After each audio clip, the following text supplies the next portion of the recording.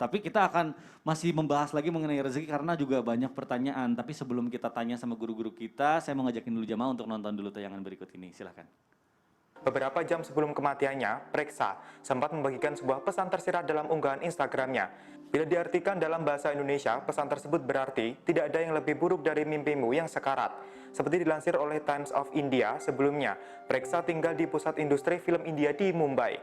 Namun karena penyebaran virus corona yang cukup ekstrim di sana, ia memutuskan untuk pulang kampung. Nauzubillah, aduh ngeri banget nih memang di tengah pandemi ini bukan hanya ekonomi yang seret tapi mental juga sangat membahayakan. Ini takutnya kita down juga kita kena atau ke depresi. Nah ini saya mau tanya nih sama Ustadz Syam nih, Ustadz Afwan ya. Siap. Kita ngeri ya lihat tayangan tadi nih.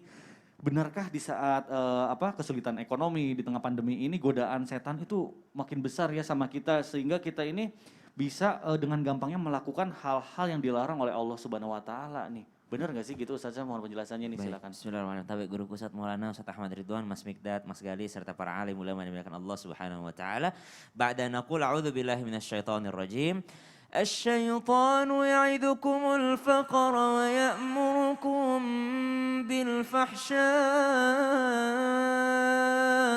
والله يعدكم مغفرة منه وفضلا والله واسع عليم. Jelas sekali Allah Subhanahu wa taala menggambarkan bagaimana syaitan menggoda manusia di dalam Al-Qur'an. Asyaitanu ya'idukumul faqr. Setan itu mengiming-imingi atau membuat kalian khawatir akan kefakiran. Jadi membuat kita khawatir dulu, khawatir miskin, khawatir nggak dapat, kalau nggak korupsi nggak kaya, kalau nggak curi nggak ini, kalau nggak menipu nggak bakal bisa sukses, kalau nggak curang nggak bakal bisa sukses. Jadi dibisikin kayak gitu. Maka setelah dibisikin, ditakut-takutin akan kemiskinan, barulah setan akan membisikkan asyaitanu ya'idukumul faqr wa ya'murukum bil fahsya. Maka kalau kau takut miskin maka curanglah. Maka kalau kau pengen kaya maka curanglah. Kalau kau pengen kaya raya maka ambillah yang bukan hakmu. Kalau kau pengen terlihat parlente di depan orang lain maka ambillah yang hak menjadi hak orang lain. Maka zolimilah orang lain. Karena diawali dengan ditakut-takuti akan kemiskinan. Jikalau pertanyaannya apakah godaan syaitan sangat besar di saat orang tidak punya? Ya tergantung, ada juga yang diuji karena kekayaannya gitu. Ada juga yang diuji karena ketidakpunyaannya, ada juga yang diuji karena kepunyaannya. Ini teman-teman sekalian, mungkin ada teman-teman milenial juga yang sedang menonton acara ini, jangan suka kayak mengatakan gini, lu mah enak orang mampu gitu ya, pandemi juga enggak berdampak, semuanya berdampak subhanallah. Guru kami ya Gus Baha pernah mengatakan yang mana kira-kira berat, puasanya orang miskin atau puasanya orang kaya? Lebih berat puasanya orang kaya. Karena mereka biasa makan enak. Kalau puasanya orang miskin yang tidak biasa makan enak, ya nahan untuk tidak makan enak ya biasa aja gitu ya.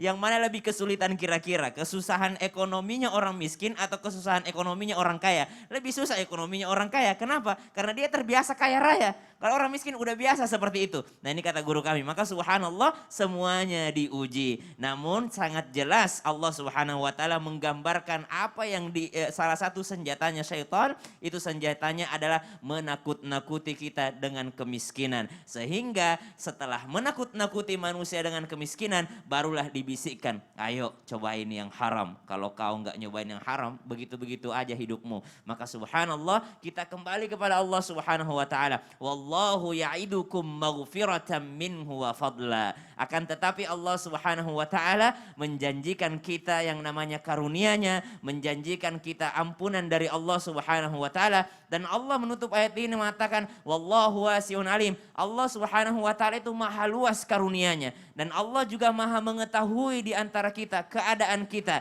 di saat seperti ini, di saat-saat kita harusnya berpasrah kepada Allah Subhanahu wa taala, mencari yang halalnya. Lihat bagaimana makhluk kecil yang dikirimkan Allah Subhanahu wa taala bisa menghentikan semuanya. Ini belum pasukan yang besar ya, belum ujian, belum makhluk yang besar dikeluarkan Allah. Baru makhluk kecil seperti virus sudah menghentikan segalanya, maka semakin yakinlah kita kepada Allah Subhanahu wa Masya taala. Allah, amin amin ya rabbal alamin. Baik jamaah, ini luar biasa banyak sekali pertanyaan yang sudah masuk ke sosial media Islam itu indah.